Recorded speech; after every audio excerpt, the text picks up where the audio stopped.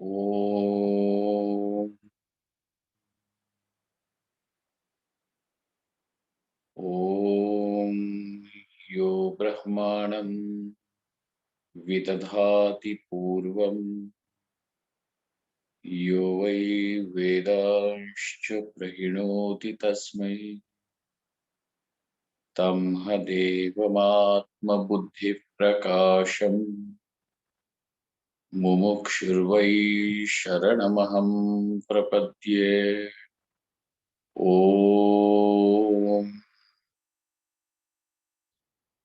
शान्ति शान्ति शान्तिः। ॐ नमो ब्रह्मादिभ्यो ब्रह्मविद्या सम्प्रदायकर्तृभ्यो वंश ऋषिभ्यो महद्भ्यो नमो गुरुभ्यः। सर्वोपप्लवरहितः प्रज्ञानघनः प्रत्यगर्थो ब्रह्मैवाहमस्मि ब्रह्मैवाहमस्मि। ॐ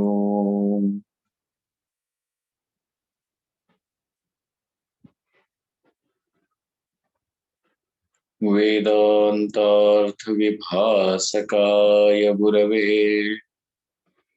शान्ताय सन्न्यासिने नानावादीनगेन्द्रसङ्घपवये योगीन्द्रवन्द्याय च मोहध्वान्तदिवाकराय भगवत्पादाभिधां बिभ्रते तस्मै भाष्यकृते नमोऽस्तु सततं पूर्णाय बोधात्मने।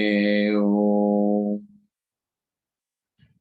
यस्य निःश्वसितं वेदाः यो वेदेभ्योऽखिलं जगत् निर्ममेतमहं वन्दे विद्यातीर्थमहेश्वरम् विद्यातीर्थमहेश्वरम्।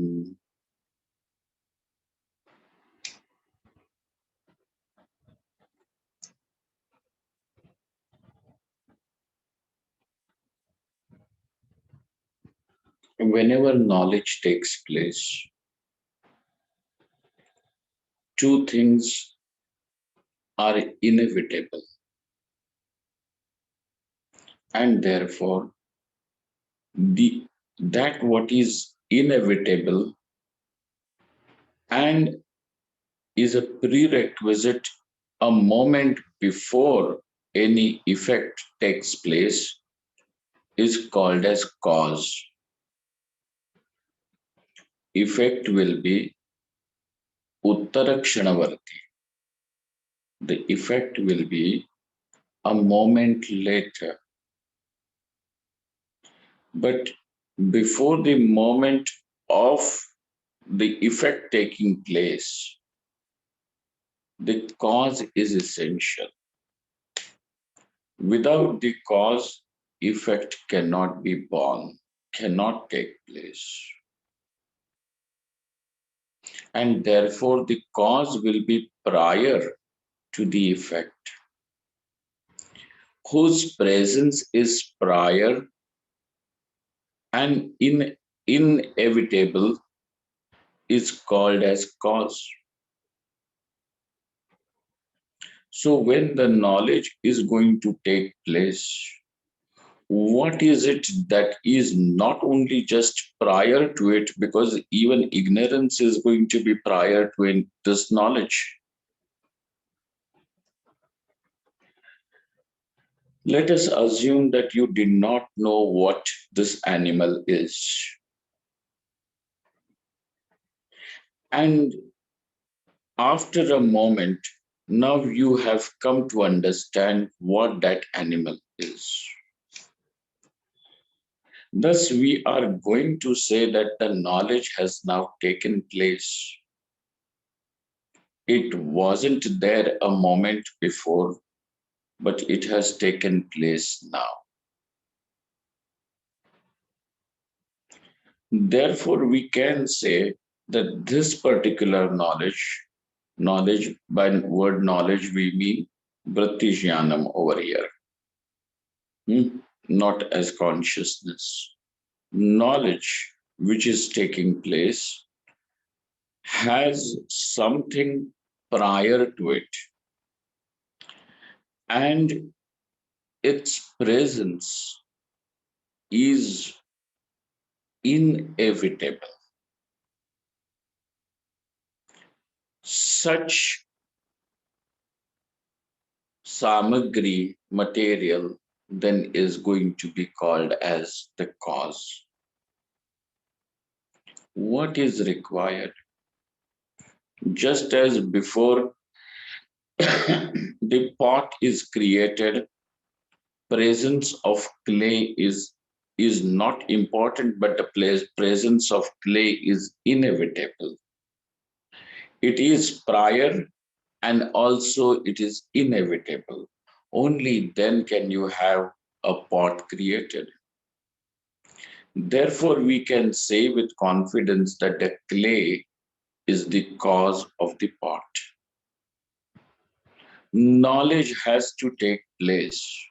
Therefore, what is it? What is the cause of any knowledge? Now, we are not only talking about Brahmajnanam, we are talking about every knowledge. Ghatajnanam, Patajnanam, every form of knowledge.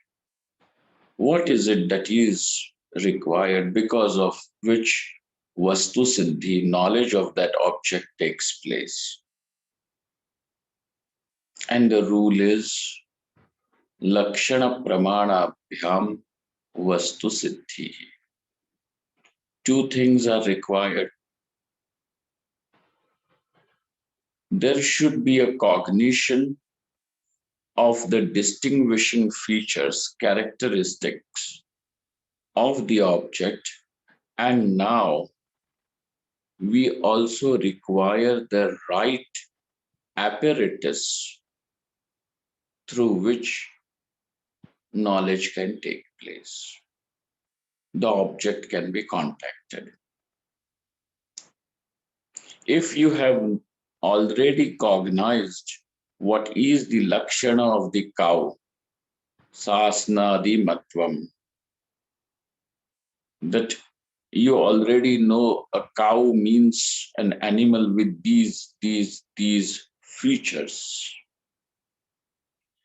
Now you have cognized, but you still have not known the cow. So with the lakshana, sambhavana is established. With the lakshana, sambhavana is established.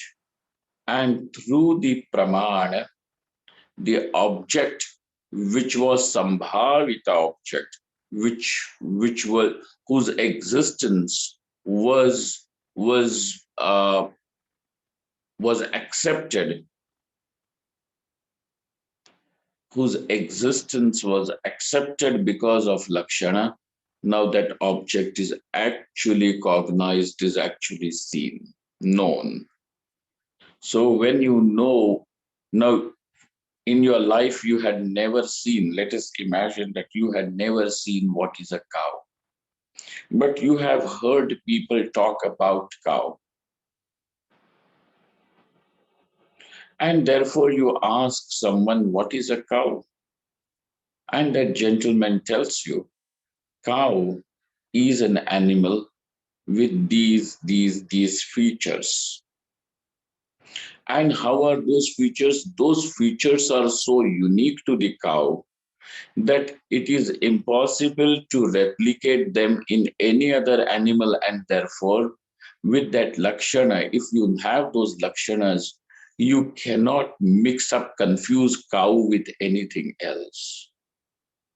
You, if I was going to say cow is a mammal, you can confuse it with a buffalo, with a deer, with a camel, with a donkey. Every mammal. If I just say that cow is an animal which is brown in color. Now there are not only brown cows, there are There are cows which are white and black and spotted and so on and so forth. If you were going to say cow is just an animal which is brown in color, that means what about the others? Therefore, this is not going to be confusion, but this is going to be imperfect knowledge. Imperfect knowledge is also not knowledge. It is defective. It is defective. Then there is a sambhavana. If I was to tell you cow is an animal that flies with wings, you go to search for an animal with wings like that, nowhere you're going to find a cow with wings. You can find a bat. It is a mammal. It flies. It has wings. But it is not a cow. Therefore, in order for you to cognize what is a cow, you need to have a prior idea. One needs to have a prior idea. And this prior idea now is going to be cow is an animal which has got these features. You cannot say horns because you can mix it up with a buffalo. You can mix it up with a deer.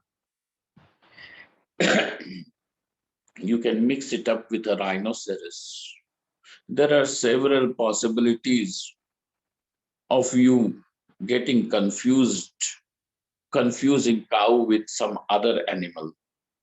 Therefore, you require to have a prior idea and a prior idea which defines the cow and such definition, such characteristics which are unique only to the cow, which cannot occur in any other animal.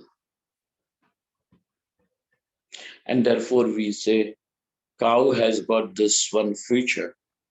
If you have observed these cows here, they will have a loose skin hanging under the neck. Sasnam. It is called as sasnam. Galakambal. In Marathi, they call it pola.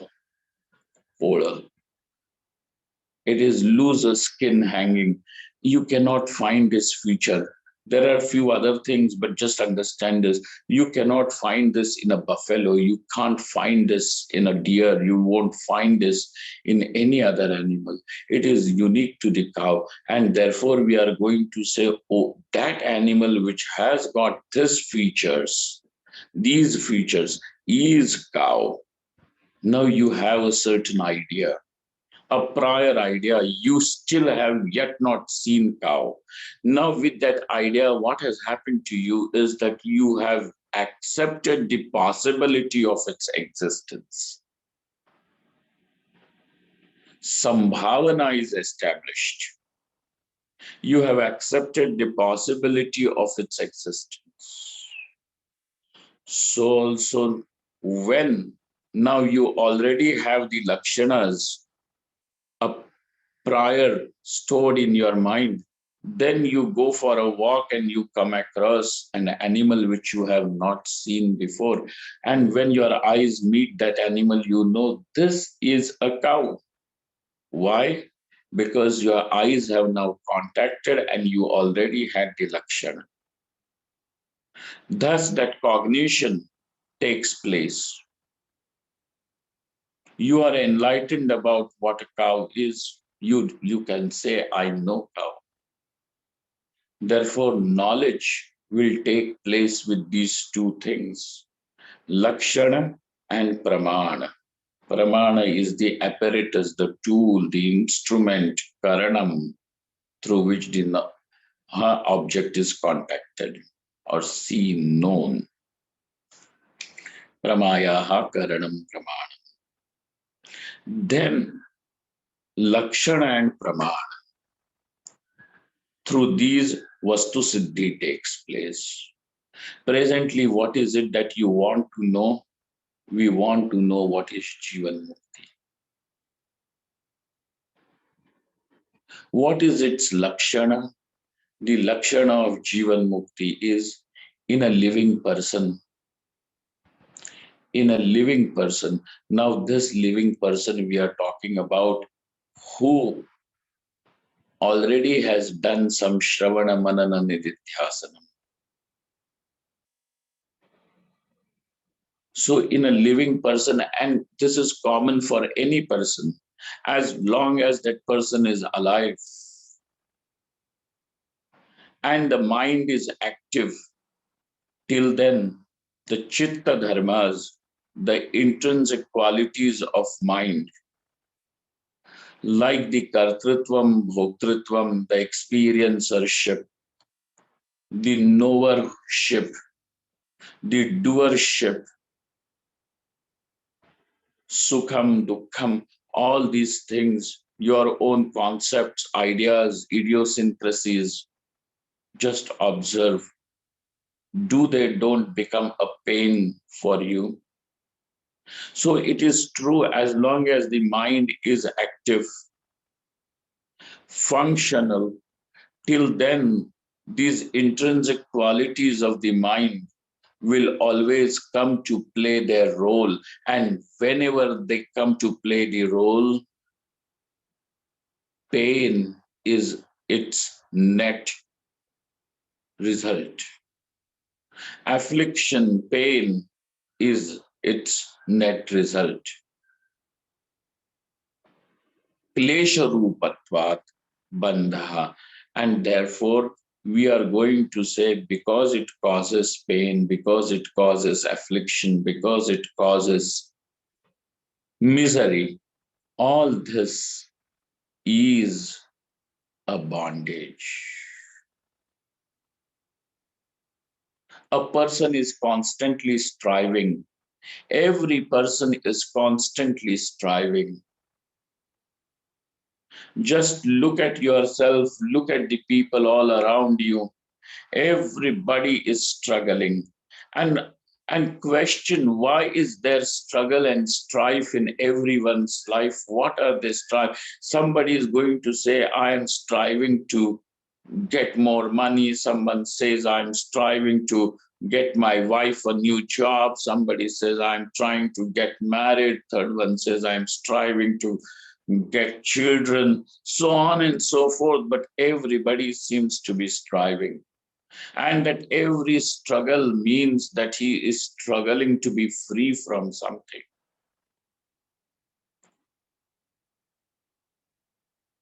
He is wanting to be free from something. A person who is struggling to get money is struggling to be free from having no money. A person who is struggling to get children, like Raja Dashratha, he is struggling to be free from that feeling of not being a father or a mother.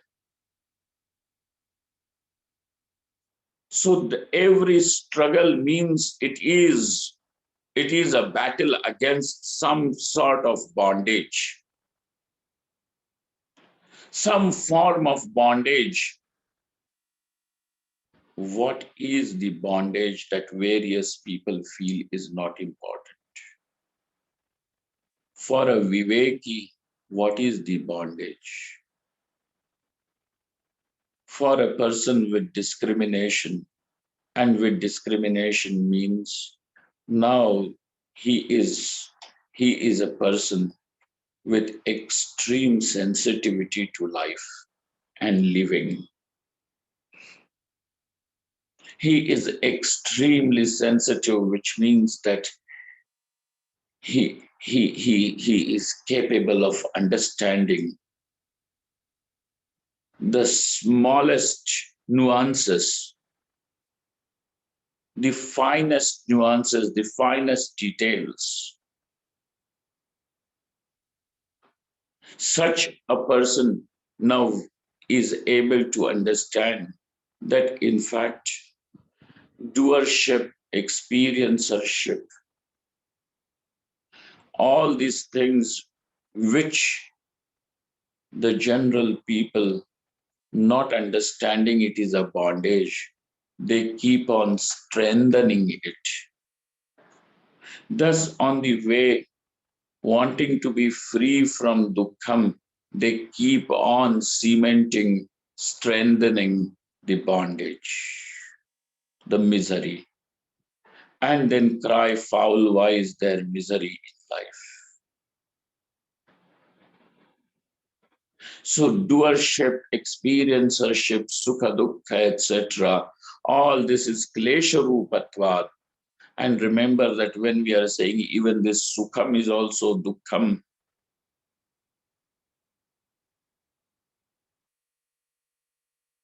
it is not a pessimistic view. In fact, it is very realistic. Only the one who is now able to understand that this sukham is dukkham is the only person who will be able to know what is real sukham. For us, eating something tantalizing the senses, eating, touching, drinking, seeing, watching, listening, just just bombarding the senses with some objects, stimuli, is what we think is sukham. But really speaking, all these experiences which you have categorized as sukham is nothing but a momentary flash in which the light of the self became evident. It was just a flash like a lightning, and in which the joy of the self became evident. And once again, like the clouds covering the sun, it got covered with your desires and ignorance.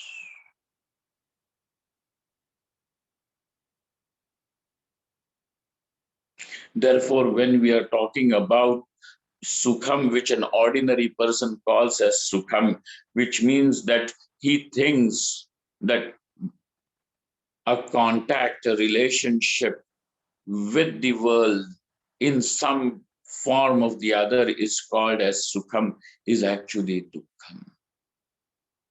Therefore, even Buddha says, sarvam dukkham. Bhagavan Patanjali says, dukkhameva hi sarvam vivekinaha.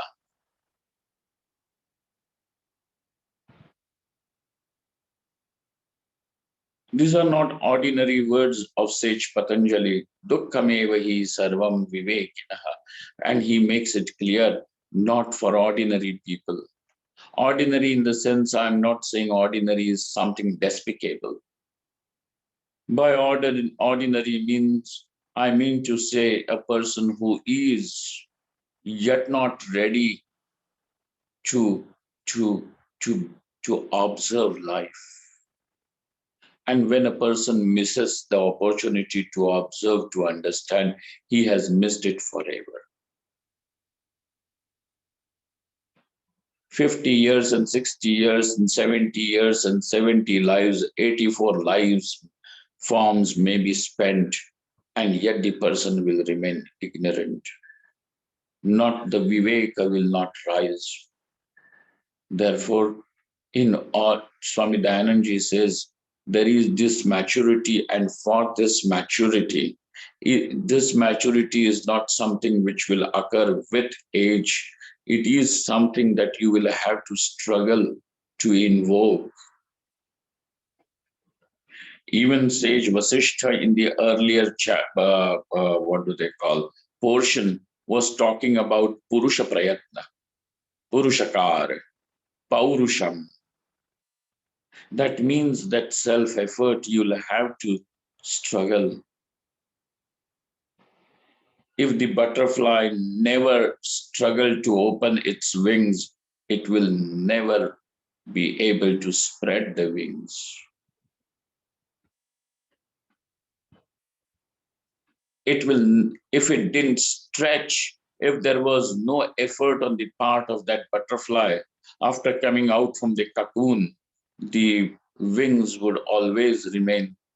Though it is a butterfly, fully capable of flying, yet it will not be able to fly because those wings will never dare. So that maturity, that development which is there, over there also there is a little struggle and effort.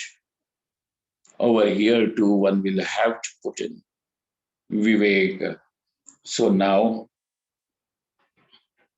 with this Viveka, we want to know what is Jeevan Mukti. So over there,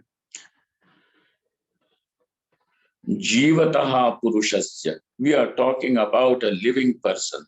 In the living person, this Kartrutvam, Bhoktritvam, Sukhadukhadi, Klesha Rupatvat Bandhaha.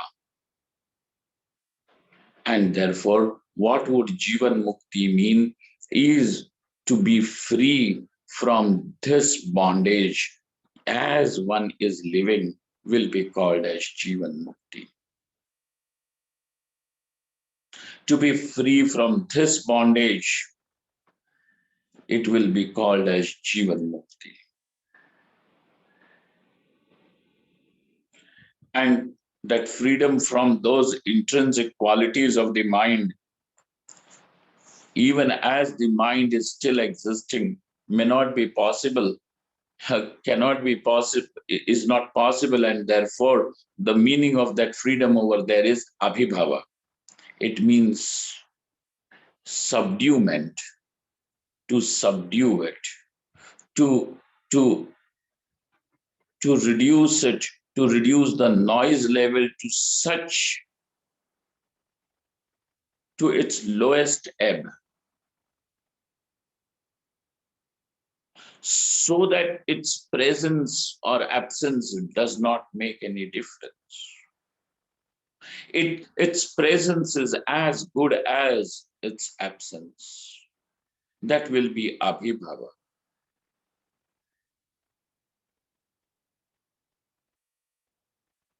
So Lakshana of Jivan Mukti was already told to us. Now we need Pramana. We need Pramana. Lakshana you have given, yes, this is possible. So which means Sambhavana is established. Yes, this is possible. It is quite possible to have this kind. This can be the state of Jivan Mukti. But though you are saying that this is possible, yet is there any pramana which establishes existence of this kind of a state? Is there any pramana? And therefore now we are on the next topic. It is called as Jivan Mukti Pramanam. Jivan Mukti Pramanam. Now, if you observe in the word Jivan Mukti, the word moksha or mukti is already embedded, since it is a compound word, we have moksha, mukti, seated in that in the original word, Jivan Mukti. When it comes to this purushartha called as mukti or moksha, liberation in different words, when it comes to this purushartha, we have only one pramanam, and that is Veda is the pramanam. Because, why? Because when it comes to dharma and brahma, dharma brahma pratipadakam, pramanava apaurusheyam, pramana vakyam Veda. What is Veda? This is it. This is what Veda is. This is the Lakshana of Veda. Those who want to write it down. Dharma Brahma Pratipadakam. This is the first opening sentence from a small work of Madhusudana Saraswati. The work is called as Prasthana Vedaha. What is Veda? Dharma Brahma Pratipadakam.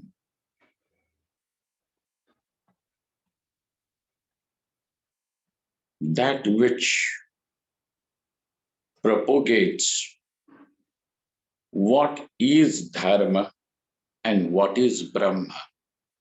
How would you know what is right, what is righteousness, what is not? Because what is right for you may not be right for him. And according to me, what is right, according to him, it is wrong. Now, you yourself will change your definitions, and therefore it will be flimsy if it is left just like that. Therefore, those who do not have a source of knowing what is right and wrong for them, yes, their conscience is it will work for some time.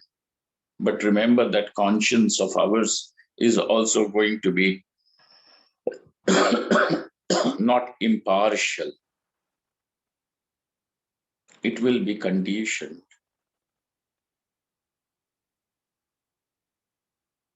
You will never know when the selfishness already has seeped in.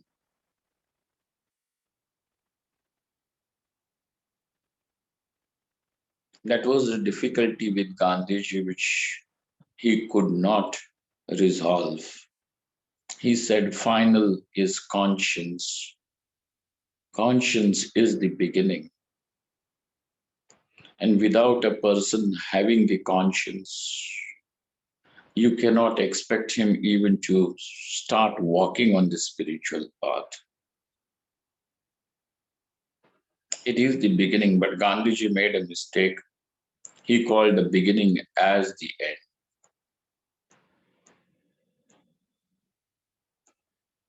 We are going to say Dharma Brahma Pratipadakam. So, in knowing Brahman, Moksha Purushartha is accomplished. In knowing Brahman, Brahma Vidapnoti Param. So, in knowing Brahman, in knowing what is that ultimate reality, we are presently going to use the word just Brahman, not even God, etc. In knowing Brahman, one is liberated. So the ultimate Purushartha is accomplished. The highest gain, the supreme gain is attained. And therefore, that which shows Brahman now the becomes the source through which even liberation is also known. Therefore, now that word mukti, moksha, for which we are seeking pramana, the pramana over there will be Veda, will be Shruti, will be Upanishad alone.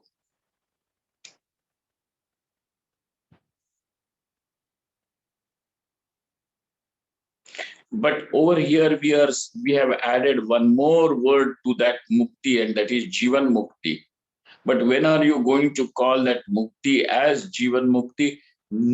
As the person is living. As he is living, as the mind is still functional entity,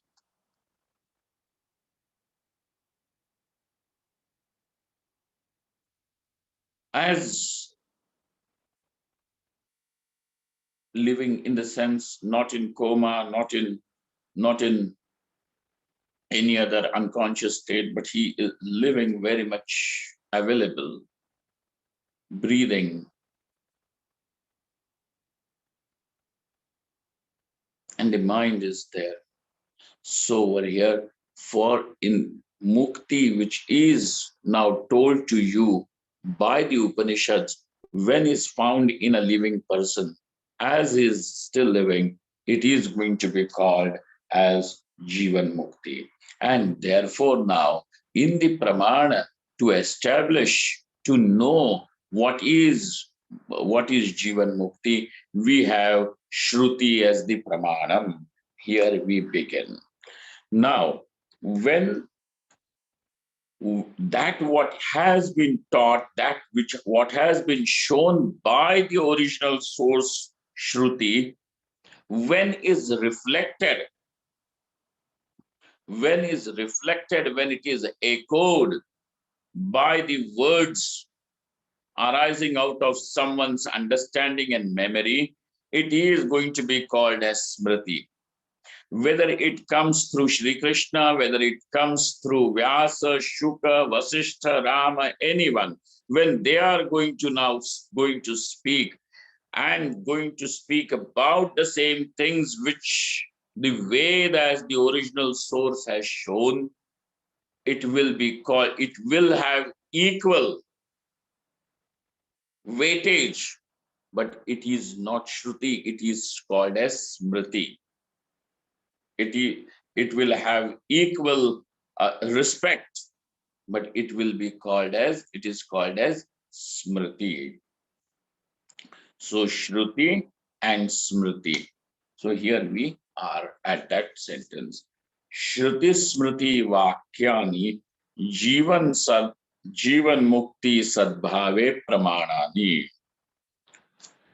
The various statements of Shruti and Smriti become the Pramana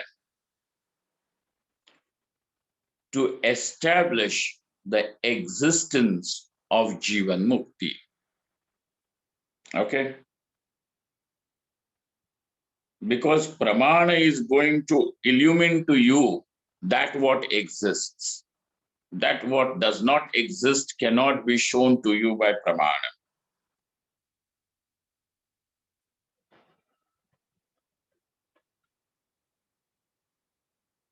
There is a table, there is a lamp, there is a pot in this room, and that will be shown by my eyes. But my eyes cannot show me an elephant, a buffalo in this room, because it is not there.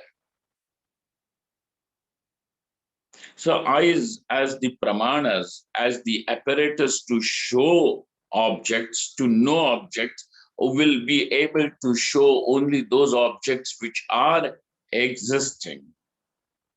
And therefore, when something is established through pramana, it means that it is existing. When we are going to establish Jeevan Mukti through the Pramana, it means Jeevan Mukti is not somebody's idiosyncrasy. Jeevan Mukti is not someone's fantasy. Jeevan Mukti is not someone's daydream or a utopian idea. Therefore, Jeevan Mukti is something which exists, is there. Sadbhave Pramana. So these are the Pramanani means it is plural of word Pramana. Okay? Pramanani.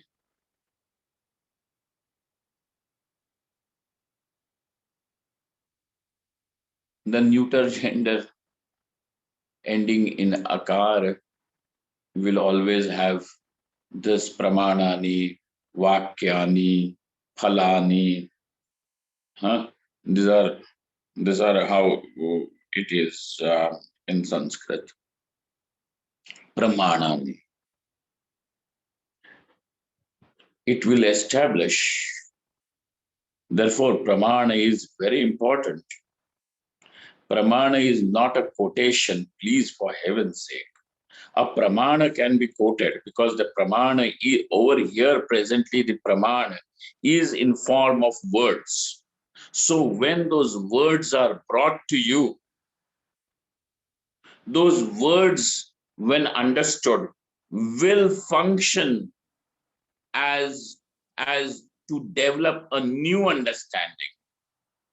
Something which was not understood previously will be now understood, will be known through the words, and therefore these words have now functioned as a pramana.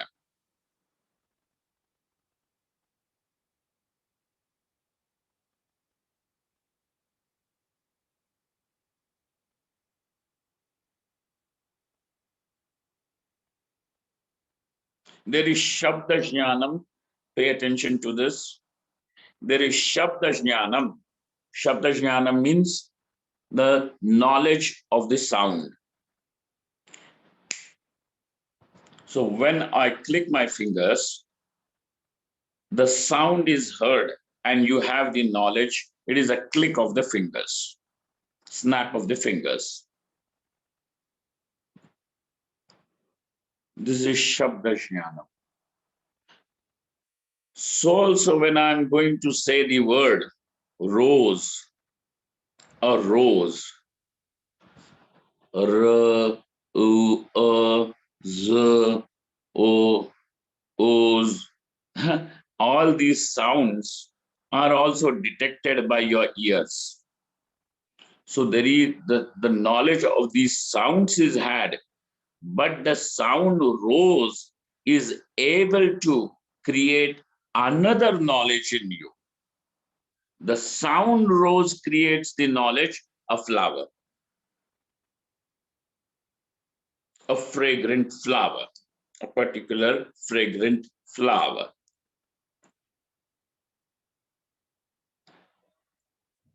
So one is this knowledge of the sound, and another one is knowledge through the sounds. So let us understand knowledge of the word and knowledge through the words. When knowledge takes place through the words have become the pramana. So therefore, just to say these are quotations, quotations would mean something that is given to strengthen your argument. Something which is quoted only to endorse what you are saying. It is not then something that helps you to know.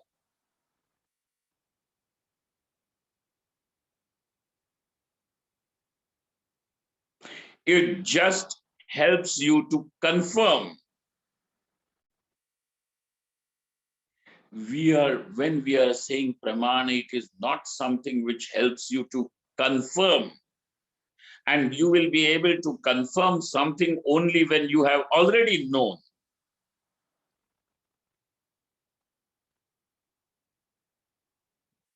You see a person coming from little distance, and then you say, hey, is that Mr. Ramrao? And then this fellow, the another friend of yours says, no, that is Shamrao. Now, or the third fellow says, no, no, no, no, it is not Shamrao, it is Ramrao only.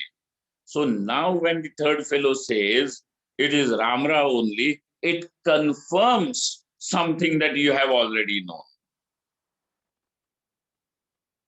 So if it is a quotation, that quotation would mean only confirmation. So when we are saying Shruti Smriti Vakyani Pramanani, it is not meant to as confirmation. Something is known, and that's why now only the Upanishad is only confirming. Upanishad is a pramana. Upanishad does not sit over there only to confirm what you have already known. Therefore, the function of the pramana finishes the moment knowledge takes place. The pramanam has done its job.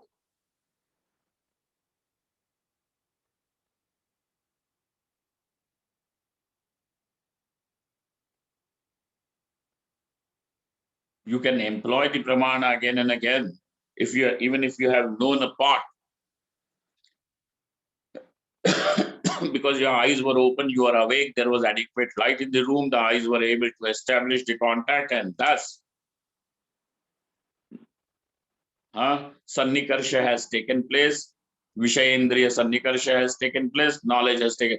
Now, when your eyes are going to meet the object again that knowledge, but it is not something that we are saying that it was unknown and now it has become known. Known, you can employ, but the pramana has already done its job in the first go. Therefore, pramanam is not something which is used as so, oh, I have already intuitively known, and now the Upanishads are also confirming it. That does not happen. This is not the way a pramana functions. Oh, but then we have had sages like this, that who by themselves, since their childhood, simply went into a state of absorption and then they rose from it enlightened. Over there, we will have to, by, uh, by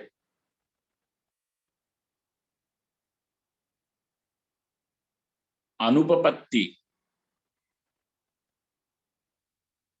okay,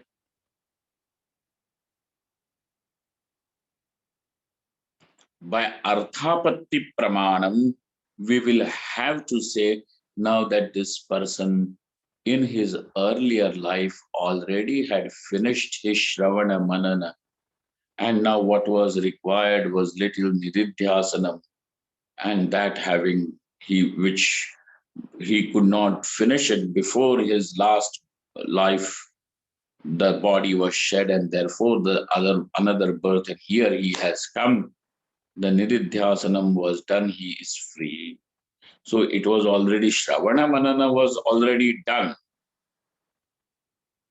Whether you do it in this life or you do it in some other life does not matter, because whatever you have done, you will begin from the point up to where you have already reached.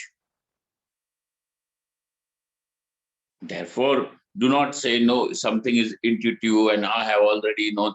All these claims of people who have really no meaning in the scheme. So I may sound a little harsh, but please, this is how it is. Pramanam is not just a quotation. Pramanam is functioning of an apparatus. Which apparatus is it? Presently, the words become the apparatus to generate knowledge.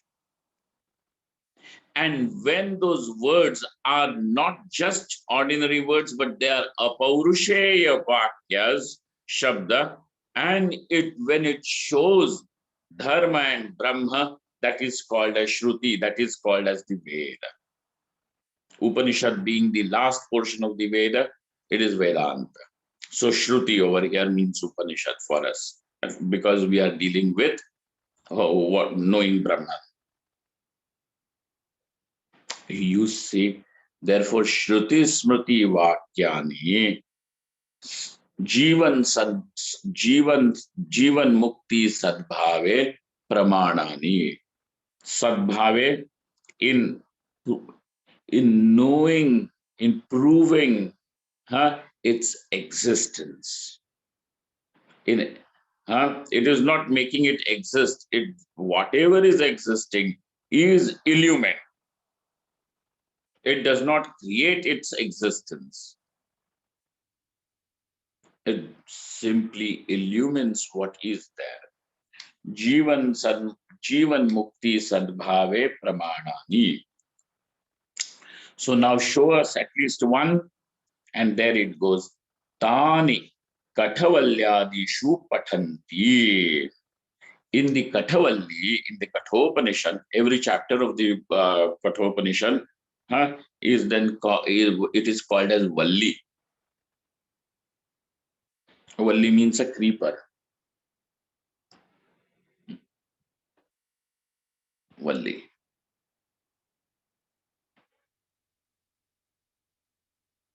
In Marathi, Vyakti ani Valli. Pula Deshpande is Valli.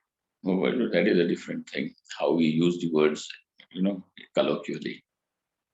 Valli. Over here, we are using it to mean a chapter. It is called as Valli. We have already seen that. Did I bring it to you or not? Brahdaranya chapters are called as the Brahmanas. Like that over here in Kathopanishad, these chapters are called as Vallis. Kathavalyadishu pathanti. It is recited, read by whom? By the people who belong to that branch of Veda. What do they say? What does that Kathavalli say? The Shruti says, Katashruti says, Vimuktascha vimuchyate. This is a very, you remember this. It is not a very long sentence to remember, and it's a nice one. Vimuktascha vimuchyate iti. It says, the one who is distinctly liberated becomes distinctly liberated.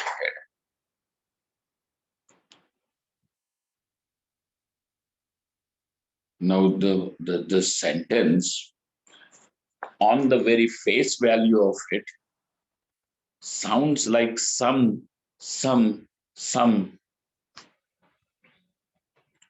what do they call, something that is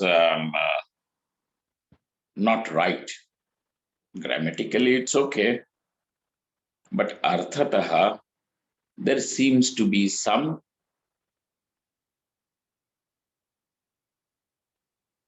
a misarrangement. If I say this man is a real human being, what do you mean by that sentence?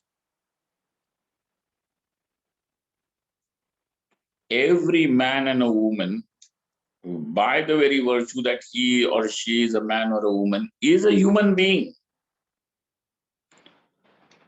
Is a human being. Without being human, you cannot be a man and a woman. You can be male and a female. You can be a male bedbug or a female bedbug, or a male fly or a female fly or mosquito. But to be called as a man and a woman, it means the prerequisite is that one should be a human being. Then in the sentence that someone says he is a real human being, right? What do you mean by that? Everyone, every person over here is a human being. Then that sentence means that this person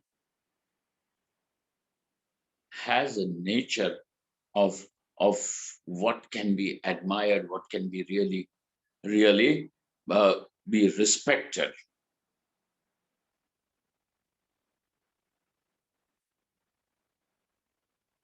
Worthy of living, emulating, very ideal, noble.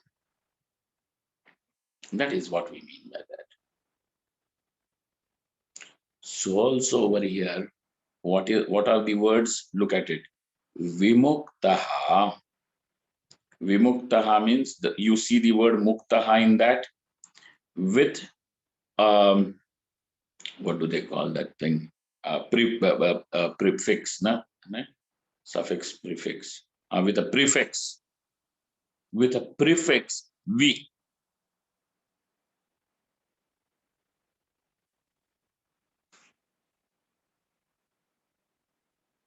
With a prefix, vi. That vi means visheshena, distinctly. So let us use it just as what the Shruti originally has brought. Then we will go into its understanding a little bit. So on what are the words? Vimuktaha, the one who is distinctly liberated. Vimuchyate, is distinctly liberated.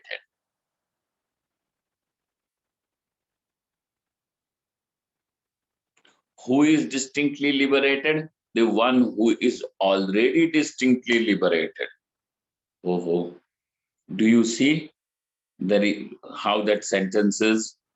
And therefore, now, this, because this sentence, otherwise, if this was some, you know, uh, what do they call it? Some pralap, unmatta pralap, blabbering of a madman, you could have just left it like that, just thinking, oh, we're talking like that. So somebody who's intoxicated goes and stands on the road. Ah, I am the emperor. You say, okay, now you go and sleep. You see, you're not going to take the words of that person seriously. It is unmatta pralap. But you cannot treat these words as something like that because these are pramana words. Therefore, with that shraddha, that these words are pramanas, this is the place where your shraddha is. This much enough. In these words, as pramana, if you have the shraddha, the function of shraddha finishes over here. Done. Enough. That is just good enough. Sufficient enough. So the shraddha, that these are pramana words, now propels you to find out what exactly is conveyed by the words. Vimuktaha cha vimuchyate. So where do we stand today?